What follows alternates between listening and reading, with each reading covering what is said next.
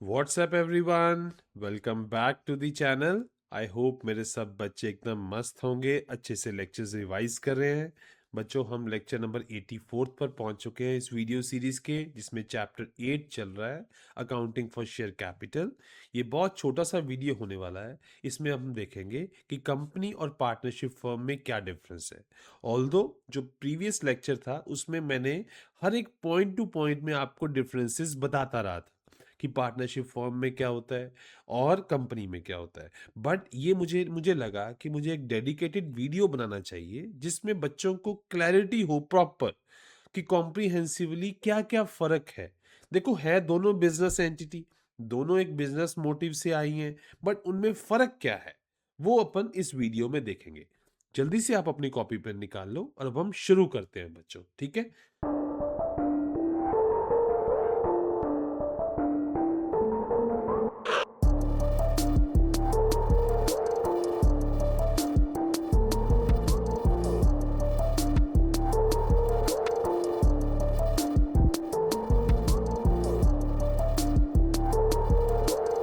सबसे पहला डिफरेंस आता है मोड ऑफ फॉर्मेशन का, कि ये बनाई कैसे जाती हैं बच्चों, ठीक है।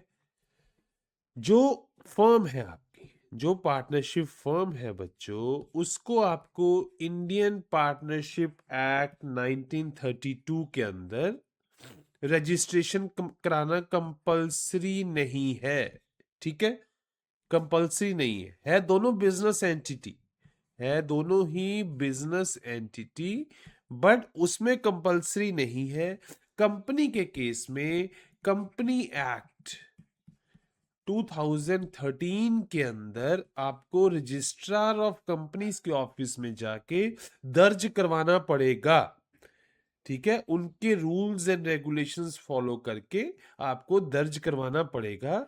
उसके बाद आपको सर्टिफिकेट ऑफ इनकॉर्पोरेशन मिलता है, मतलब सरकार की तरफ से आपको अप्रूवल मिल जाता है। बेसिकली सरकार ने आपको अप्रूवल दे दिया कि यस, अब आप ये जो बिजनेस शुरू करना चाहते हो, ये जो आपने बिजनेस एंटिटी बनाई है, ये हमने इसको रजिस्टर कर लिया है, ठीक है। अब आपकी ये लीगली वैलिड है। ऑल्दो इसके बाद बच्चों एक और स्टेप आता है कि वो कमेंसमेंट के लिए भी सर्टिफिकेट देते हैं कि अब आप अपना काम शुरू कर लो। उसके लिए थोड़ी सी फॉर्मेलिटीज अलग अलग है, ठीक है बच्चों। कंपनी जब चलानी है ना, तो कुछ रूल्स एंड रेगुलेशंस फॉलो करने पड़ते हैं, थोड़े कॉम्प्रिहेंसिव है। क्योंकि बच्चों इसमें क्या है, लिमिटेड लाइबिलिटी का भी तो एडवांटेज है ना, लिमिटेड लाइबिलिटी का, जो बहुत ही इंपॉर्टेंट है। तो उसके लिए बच्चों आपको कुछ सेट ऑफ रूल्स फॉलो करने पड़ते हैं, ठीक है, जो कि इस एक्ट के अंदर वेल मेंशन है।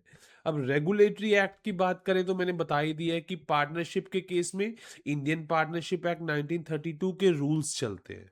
इसके रूल्स चलते हैं ना, इसमें कंपनी एक्ट 2013 के रूल्स चलते हैं इसमें, बट रजिस्ट्रेशन मैंडेटरी है, इसके केस में रजिस्ट्रेशन मैंडेटरी नहीं है बच्चों, ठीक है। अब अगर बात करें मेंबर्स की, कि मेंबर्स किस किस के केस में कितने हो सकते हैं बच्चों। पार्टनरशिप फर्म में मैक्सिमम, देखो पार्टनर शुरू करेंगे 2 से, ठीक है, मैक्सिमम जा सकते हैं 50 तक, यही होते हैं, ठीक है। बट पब्लिक कंपनी में, अगर कंपनी दो तरह की है ना बच्चों, मैंने बताया आपको, पब्लिक कंपनी अगर होगी तो वो 7 से शुरू कर सकती है, और मैक्सिमम लिमिट कोई नहीं है, इन्फिनिटी, जितने मर्जी मेंबर्स चाहो। बट प्राइवेट कंपनी है अगर, तो उसके 2 से शुरू होगा और मैक्सिमम 200 तक जा सकते हैं, ठीक है। और अगर वन पर्सन कंपनी है, this is called as one person company, ठीक है। इसमें केवल एक मेंबर होगा, ओनली वन मेंबर, ठीक है। मतलब अगर दो बंदों ने फर्म बनाई है तो उसमें मैक्सिमम, उसमें 2 पार्टनर्स हैं, मैक्सिमम 50 जा सकते हैं। अगर उन्होंने सोचा कि पार्टनरशिप फर्म बनाते हैं तो उन्होंने एक प्राइवेट कंपनी बना ली बच्चों, ठीक है। ये पब्लिक नहीं है, प्राइवेट में मैंने आपको बताया था कि भाई क्या होता है कि जो शेयर होल्डर्स कुछ प्राइवेट पर्सन ही होते हैं, उसमें जनरल पब्लिक शेयर होल्डर नहीं होती, ठीक है। तो उसमें 2 से लेके 200 तक मेंबर्स हो सकते हैं, दैट इज शेयर होल्डर्स हो सकते हैं। पब्लिक कंपनी में कम से कम 7 चाहिए और मैक्सिमम की कोई लिमिट ही नहीं है बच्चों, ठीक है, मैक्सिमम की कोई लिमिट ही नहीं है, क्योंकि इतनी पब्लिक है, इतनी तादाद है दुनिया में, ठीक है ना। चलो आगे, बहुत ही इंपॉर्टेंट चीज जो मैं बार बार बोलता हूं वो है लाइबिलिटी की। लाइबिलिटी क्या है बच्चों? अगर पार्टनर्स की लाइबिलिटी फर्म के केस में अनलिमिटेड होती है, ये फर्म का केस है बच्चों। फर्म के केस में अनलिमिटेड कहने का मतलब, फर्म वाइंड अप होने के टाइम अगर मान लो 8 करोड़ बकाया है, 8 करोड़ बकाया है, बाहर का देना है फर्म ने, एसेट्स के थ्रू सिर्फ 6 करोड़ ही पे हुआ, 6 करोड़ ही पे हो पाया, तो जो 2 करोड़ रह गया है ना, वो पार्टनर्स अपनी जेब से देंगे, पार्टनर्स अपनी पॉकेट से देंगे, ठीक है। बट कंपनी के केस में लिमिटेड लाइबिलिटी है। कितनी है? जितना आपने शेयर्स खरीदे हैं। मान लो मेरे पास कंपनी के, मैंने 100 शेयर खरीदे, ठीक है, 100 शेयर खरीदे मैंने लाख रुपए के, फॉर एग्जाम्पल सपोज। अब ज्यादा से ज्यादा क्या हो सकता है, मेरा 1 लाख वापस नहीं आएगा, वापस नहीं आएगा, ज्यादा से ज्यादा यही हो सकता है। बट फर्म के केस में ऐसा नहीं है। मान लो आपने 1 लाख कैपिटल लगाया ना, 1 लाख कैपिटल लगाया आपने, तो कल को आपके ये पैसा तो जा ही सकता है, ये पैसा तो हो सकता है कि आपको ना मिले, बट कल को पुराना बकाया चुकाने के लिए आपके घर तक कंपनी फर्म आ सकती है बच्चों। ये मेजर एडवांटेज है कंपनी का फर्म के कंपैरिजन में, ठीक है बच्चों। चलो अब देखते हैं कि प्रॉफिट्स का डिस्ट्रीब्यूशन कैसे होता है। प्रॉफिट फर्म के केस में क्या करते हो बच्चों, पार्टनरशिप डीड बनती है, तो सपोज ए और बी पार्टनर्स है, मान लो आपने लिख रखा है कि ये 3/4 का है, ये 1/4 का है, ठीक है। प्रॉफिट सपोज प्रॉफिट हुआ 1 लाख रुपया, मान लो 1 लाख हुआ, तो आप क्या करोगे, 75 के इसको दे दोगे, 25 के इसको दे दोगे, सिंपल डीड में लिख रखा है बच्चों, है ना, जो हमने ऑलरेडी पढ़ा है। कंपनी के केस में ऐसा नहीं होता। जब भी प्रॉफिट होता है वो सीधे का सीधा शेयर होल्डर्स को नहीं दिया जाता। बोर्ड ऑफ डायरेक्टर्स ये डिसाइड करते हैं कि भाई हम कितना प्रॉफिट देना है, कितना प्रॉफिट शेयर होल्डर्स में बांटना है। वो एक मीटिंग कंडक्ट करते हैं, उसमें वो ये डिसाइड करेंगे, और जो वो प्रॉफिट बांटते हैं ना, उस प्रॉफिट को बोला जाता है डिविडेंड। प्रॉफिट दैट इज आप बोल दो डिस्ट्रीब्यूटेड,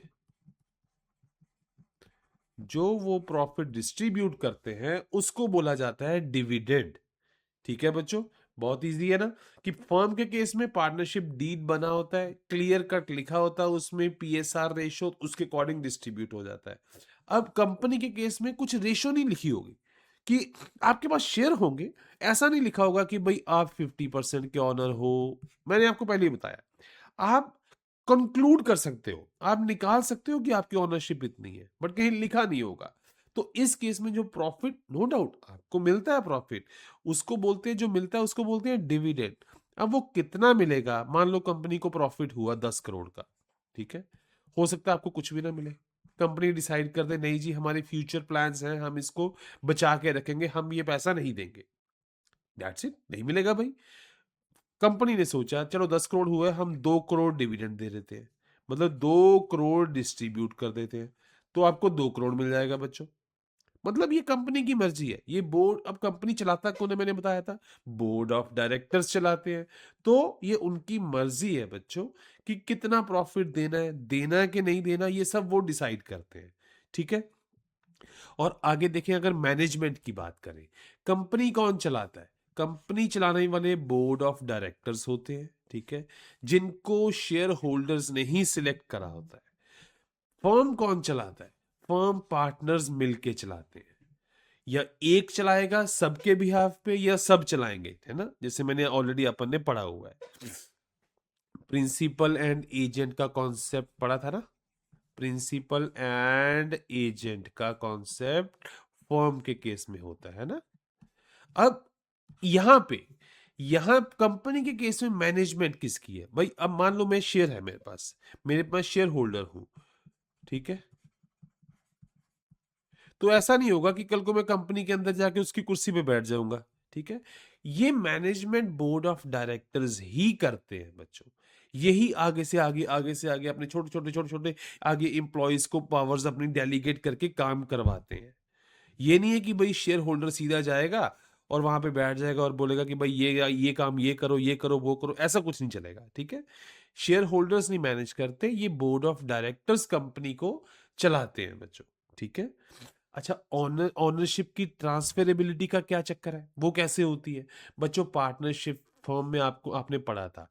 मान लो ए बी पार्टनर्स हैं, ठीक है? आपने सी को लेके आना है। तो भाई ए की भी कंसेंट चाहिए, बी की भी कंसेंट चाहिए, हमने ऑलरेडी पढ़ रखा है, ठीक है? यही ऐसा ही चलता है ना कि मतलब बिना कंसेंट के आप पार्टनर बना नहीं सकते, बिकॉज़ हमने पढ़ा था पार्टनर बनाना बड़ी खतरनाक चीज़ है। बंदा डिसॉल्व कर सकता है कंपनी को एक नोटिस दे के। मान लो आपने एक गलत बंदे को पार्टनर बना लिया, कल को वो एक नोटिस दे के आपकी फर्म को डिसॉल्व भी कर सकता है, ठीक है? पर इस कंपनी के केस में ऐसा नहीं है। मान लो मेरे पास शेयर्स हैं 100, ठीक है? मैंने बी को 50 दे दिए 100 में से, तो भैया बी भी शेयर होल्डर बन गया, एक तरह से पार्टनर बन गया। मतलब कितना फ्रीली ट्रांसफर है। और बी अगर बेच दे, बी कहीं बाहर हो जाए, ठीक है, तो इसका मतलब ये थोड़ी कंपनी बंद हो जाएगी। कंपनी की परपेचुअल एग्जिस्टेंस है, परपेचुअल। कंपनी हमेशा चलती रहेगी, आप जो मर्जी काम बेचने खरीदने का करते रहो। पार्टनर कोई आए या फर्म में शेयर होल्डर आए जाए, कोई चक्कर नहीं है। फर्म आपकी कंपनी आपकी चलती रहेगी बच्चों, ठीक है? अच्छा, नेचर ऑफ बिजनेस की बात करें तो नेचर ऑफ बिजनेस क्या है? जो पार्टनरशिप फर्म है बच्चों, वो वही काम कर सकती है, वही काम जो कि उन्होंने कंसेंट के साथ करा है। सब पार्टनर्स मिलके जो चाहेंगे वो काम करेंगे। उस काम को वो पार्टनरशिप डीड के अंदर भी मेंशन करेंगे। कल को कल को उनका कुछ और काम करने को मन करा तो वो भी कर सकते हैं बच्चों, ठीक है? कई बार ऐसा होता है ना कि ज़रूरी नहीं है पार्टनरशिप डीड बनी होती है। मान लो और राम एंड श्याम है, ठीक है? राम एंड श्याम है, ये कोई काम कर रहे हैं, ठीक है? कंबाइन। आज ये क्या है? मेडिसिन। आज सपोज़ करो आज इनकी करियाना शॉप है, करियाना शॉप है, ठीक है? यही चला रहे हैं। कल को इनका दिल करे कि मैं भाई पेंट की दुकान खोलनी है तो ये वो चलाने लग जाएंगे। सिंपल है ना? बट कंपनी के केस में ऐसा नहीं है। कंपनी का जो बड़ा इंपॉर्टेंट डॉक्यूमेंट है, एमओए जिसको बोला जाता है, मेमोरेंडम ऑफ एसोसिएशन, उसके अंदर एक पॉइंट आता है ऑब्जेक्ट्स का। मेमोरेंडम ऑफ एसोसिएशन के अंदर एक बड़ा इंपॉर्टेंट पॉइंट है ऑब्जेक्ट्स का। उसके अंदर लिखा होता है कि बिजनेस की नेचर क्या रहेगी। नेचर ऑफ बिजनेस वो मेमोरेंडम ऑफ एसोसिएशन में लिखा होगा और सिर्फ वही करना पड़ेगा, ठीक है बच्चों? अब आगे देखते हैं वाइंडिंग अप, कि बंद कैसे होगा। पार्टनरशिप फर्म, ऑलरेडी हमने डिसोल्यूशन में बहुत सारे मेथड्स पढ़े हैं। म्यूचुअल एग्रीमेंट भी हो सकता है, कोर्ट भी ऑर्डर कर सकती है, कोई इवेंट हैपन होने पे भी हो सकता है, ठीक है? बहुत सारा पढ़ा था। बट कंपनी के केस में कुछ नहीं चलेगा बच्चों। सिंपल वाइंड अप करने का एक प्रोसेस है जो कि कंपनी एक्ट 2013 के अंदर मेंशन्ड है, ठीक है? जिसमें बहुत सब कुछ है, जैसे एक लिक्विडेटर अपॉइंट करना पड़ता है, लिक्विडेटर अपॉइंट करना पड़ता है, ऑक्शन होती है, ठीक है? एसेट्स एक प्रॉपर चैनल के थ्रू सेल करे जाते हैं, लाइबिलिटीज चुकाई जाती हैं, वही फॉलो करना है, तभी कंपनी डिसॉल्व होगी, तभी कंपनी डिसॉल्व होगी। ऐसे नहीं है कि भाई कोई शेयर होल्डर आया, मान लो ए, इसने नोटिस दिया कि कंपनी बंद तो कंपनी बंद, ऐसा नहीं है। या शेयर होल्डर की डेथ होगी तो कंपनी बंद, ऐसा नहीं है बच्चों, ठीक है? कंपनी को वाइंड अप करने का एक प्रोसेस है। Partnership firm easily wind up हो सकती है, ठीक है? मान लो कोई पार्टनर मर गया, इंसॉल्वेंट हो गया, तो बंद हो जाएगी। बट ये इस केस में दिक्कत नहीं, इस केस में इतना फ्रीली ये वाइंड अप नहीं होती। एक प्रोसेस है, जो प्रॉपर एग्जॉस्टिव प्रोसेस है, वो फॉलो करना पड़ेगा, तभी कंपनी बंद होगी बच्चों। इसी की वजह से स्टेबिलिटी की बात भी आ जाती है कि पार्टनरशिप फर्म थोड़ी सी अनस्टेबल है, अनस्टेबल है, इजीली बंद हो सकती है यार। अगर कोई पार्टनर इंसॉल्वेंट हो जाए, ठीक है, मान लो किसी की डेथ हो जाए, दो तीन पार्टनर थे, दो पार्टनर रिटायर हो जाए, ठीक है ना, तो इजीली कंपनी बंद होगी, फर्म आपकी बंद होगी। बट कंपनी परपेचुअल सक्सेशन है, परपेचुअल एग्जिस्टेंस है, ये बच्चों निरंतर चलती रहेगी। ये वर्ड बहुत बार यूज होता है, आप इसको अच्छे से याद कर लो। परपेचुअल एग्जिस्टेंस या परपेचुअल सक्सेशन, कि निरंतर कंपनी आपकी चलती रहेगी, चाहे किसी शेयर होल्डर की डेथ हो जाए, कोई नया आ जाए, कोई एग्जिस्टिंग वाला चला जाए, कोई इंसॉल्वेंट हो जाए। भाई कंपनी एक लीगली अलग पर्सन है। एबीसी प्राइवेट लिमिटेड एक लीगली अलग पर्सन है, लीगली अलग पर्सन है, ठीक है। तो अगर इसके shareholder A B C हैं तो ये लीगली अलग है, इनको कुछ हो जाए तो इसको कुछ नहीं होगा ना, लीगली जो अलग है। अब ए अगर मर जाए सपोज, तो इसका मतलब ये थोड़ी है कि बी भी मर जाएगा, बिकॉज ए और बी लीगली अलग है। वैसे ही कंपनी एक अलग लीगल पर्सन है, शेयर होल्डर्स एक अलग लीगल पर्सन है। इनको अपन आर्टिफिशियल पर्सन भी कहते हैं ना, आर्टिफिशियल पर्सन भी कहते हैं बच्चों, ठीक है। तो कहने का मतलब स्टेबिलिटी कंपनी की ज्यादा है, कंपनी को बंद करना मुश्किल है रेदर देन पार्टनरशिप फर्म को। पार्टनरशिप फर्म के बहुत सारे पॉइंट्स हैं, वो डिसॉल्व इजीली हो सकती है, ठीक है। मान लो आपका बिजनेस ही अनलॉफुल हो गया, अनलॉफुल हो गया, तो उसी टाइम आपकी जो कंपनी है, आपकी फर्म है, वो बंद हो गई बच्चों। बट कंपनी ऐसा नहीं है, एक प्रॉपर एग्जॉस्टिव प्रोसेस चलेगा, फिर जाके उसको वाइंड अप करा जाएगा, ठीक है। अभी हम इन जितने पॉइंट्स हमने पढ़े हैं ना डिफरेंसेस के, इनका समरी देखते हैं बच्चों। देखो क्या, मोड ऑफ फॉर्मेशन, कंपनी कैसे बनाई जा, फर्म कैसे बनाई जाती है, एग्रीमेंट है बच्चों पार्टनर्स के बीच में, इसमें रजिस्ट्रेशन कंपलसरी नहीं है। कंपनी, बट कंपनी के केस में रजिस्ट्रेशन कंपलसरी है अंडर कंपनीज एक्ट 2013, ठीक है। इसमें रेगुलेटरी एक्ट कौन सा काम करता है फर्म के केस में, Indian partnership act 1932, registration compulsory नहीं है। कंपनी एक्ट 2013 काम करता है कंपनीज के केस में, रजिस्ट्रेशन कंपलसरी है। मेंबर्स पार्टनरशिप के केस में मिनिमम टू मैक्सिमम 50 है। कंपनी के केस में अगर पब्लिक कंपनी है तो 7 से लेके इनफाइनाइट, प्राइवेट के केस में 2 से लेके 200, एंड ओपीसी, ओपीसी में केवल एक ही मेंबर होता है। लाइबिलिटी पार्टनरशिप फर्म के केस में अनलिमिटेड है, सबकी है सारे पार्टनर्स की।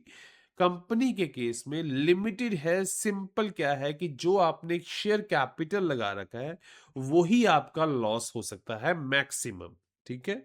Distribution of profit partnership deed में क्लियरली लिखा होता है बच्चों, अगर उसमें नहीं मेंशन तो सबको पार्टनर्स को बराबर बराबर प्रॉफिट मिलता ही मिलता है, मिलता ही मिलता है ना। तो बट कंपनी के केस में जरूरी नहीं है, बोर्ड ऑफ डायरेक्टर्स डिसीजन लेते हैं बच्चों, ठीक है। वो डिसीजन को शेयर होल्डर्स अप्रूव करते हैं। ये भी बच्चों मैं आपके आगे जाके आपको पॉइंट बताऊंगा कि शेयर होल्डर्स को के पास भी वोटिंग राइट्स होते हैं, कि मेजर डिसीजंस लेने की पावर होती है, ठीक है। तो ये जो प्रॉफिट है वो जरूरी नहीं है मिलेगा ही मिलेगा, जब मिलेगा तो उसको डिविडेंड बोला जाएगा बच्चों, ठीक है। तो सर फिर जो प्रमोट जो शेयर होल्डर है उसको बेनिफिट क्या है बच्चों, कल को डिविडेंड तो मिलता ही मिलता है, ये कंपलसरी नहीं है बट फिर भी कंपनीज देती हैं। सेकंड, जैसे ही कंपनी ग्रो करती है ना, तो शेयर की मार्केट वैल्यू भी ग्रो करती है। आज मान लो आपने 1 लाख रुपया लगाया है ना, कल को कंपनी ग्रो करेगी ना तो आपका ये 1 लाख 5 लाख भी बन सकता है। शेयर की मार्केट वैल्यू बढ़ जाएगी, आप मार्केट में शेयर बेच दोगे बच्चों अपना, ठीक है। इस वजह से पैसा लगता है इसमें। मैनेजमेंट क्या है, पार्टनरशिप के केस में पार्टनर्स मैनेज करते हैं, इसके केस में डायरेक्टर्स मैनेज करेंगे, ठीक है। ट्रांसफर ऑफ शेयर्स क्या, ऑनरशिप ट्रांसफर इस पार्टनरशिप फर्म में इतना इजी नहीं है, ने किसी पार्टनर को लेके आना है, सब पार्टनर्स की कंसेंट चाहिए होगी, रिटायरमेंट होनी है, निकलना है, किसी ने नोटिस देना पड़ेगा प्रॉपर, ठीक है। मतलब पार्टनरशिप के केस में थोड़ी रिस्ट्रिक्शन है, कंपनी में बड़ा फ्रीली ट्रांसफरेबल है, बट प्राइवेट में नहीं है बच्चों, याद रखना। सिर्फ पब्लिक में फ्रीली ट्रांसफरेबल है, प्राइवेट में भी कुछ रूल्स हैं, कुछ रिस्ट्रिक्शंस हैं, बट फिर भी पार्टनरशिप फर्म के कंपैरिजन में बहुत कम है। नेचर ऑफ बिजनेस, कोई भी पार्टनर पार्टनर मिलके कोई डिसाइड कर ले यार काम हो जाएगा। बट कंपनी के केस में जो इम्पोर्टेंट डॉक्यूमेंट है एमओए, ठीक है, उसमें मेंशन होता है।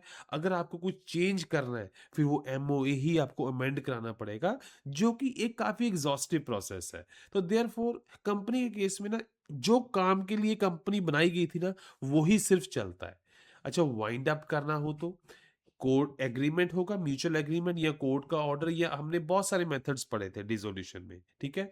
कंपनी के केस में कोई एक प्रॉपर वाइंड अप का प्रोसीजर है, जिसमें आर्बिट्रेटर अपॉइंट होता है, एसेट्स बेचे जाते हैं, लाइबिलिटीज चुकाई जाएंगी। बट एक एग्जॉस्टिव प्रोसेस है जो फॉलो करा जाएगा, वही चलेगा। बट इजीली इतना इजी नहीं है कंपनी को वाइंड अप करना, ठीक है। Stability of business, partnership firm की स्टेबिलिटी कम है बच्चों, ठीक है। इसमें अगर किसी पार्टनर की डेथ हो जाए, 3 पार्टनर थे, मान लो 2 रिटायर हो गए, तो इसके बंद होने के चांसेस बहुत ज़्यादा हो जाते हैं, ठीक है। पर कोई कोई पार्टनर इंसॉल्वेंट हो जाए तो बंद होने के चांसेस हो जाते हैं। बट कंपनी के केस में ऐसा नहीं है। कोई शेयर होल्डर मर जाए, कुछ हो जाए, कंपनी की परपेचुअल एग्जिस्टेंस, परपेचुअल सक्सेशन, ये निरंतर चलती रहेगी बच्चों कंपनी, ठीक है। तो ये था बच्चों छोटा सा वीडियो, जिसमें हमने पार्टनरशिप फर्म और कंपनी के बीच में डिफरेंस पढ़ा। बच्चों मेन चीज यही है कि दोनों बिजनेस एंटिटी हैं, दोनों कोई काम करने के लिए बनाई गई हैं, बट उनमें कुछ डिफरेंसेस हैं, ठीक है। अगर आप फर्म बनाते हो, मान लो मैंने दवाइयाँ बेचनी है, मैं फर्म बनाता हूँ, तो कुछ और मेरे पे जिम्मेवारियां हैं। अगर दवाइयाँ बेचने के लिए मैं कंपनी बनाता हूँ, तो मुझे कुछ और तरह से चलना पड़ेगा। बट बेचनी मैंने दवाइयाँ ही है, नेचर में ना वही है, ठीक है। तो कहने का मतलब जो कोर है वो वही है जो काम करना चाहते हैं। सिर्फ कंपनी के केस में जैसे मेन जो चीज है वो अनलिमिटेड लाइबिलिटी की खत्म हो जाती है, जो कि पार्टनरशिप फॉर्म में होती है ना, हमने ऑलरेडी पढ़ा है। तो ये था बच्चों वीडियो। आई होप ये आपको अच्छा लगा होगा। अगर ये अच्छा लगा तो आप अपने फ्रेंड्स एंड फैमिली के साथ भी शेयर करें, सो दैट वो भी इस वैल्यूएबल कंटेंट का बेनिफिट उठाए, ठीक है। तो हमें मोटिवेट करना है, चैनल को बच्चों सब्सक्राइब करना है, लाइक करना है, बेल आइकन प्रेस करना है। इसी से हमारा मोटिवेशन बढ़ता रहता है और हम नई से नई वीडियोस लेके आते हैं। थैंक यू सो मच बच्चों, अब मिलेंगे नेक्स्ट वीडियो में।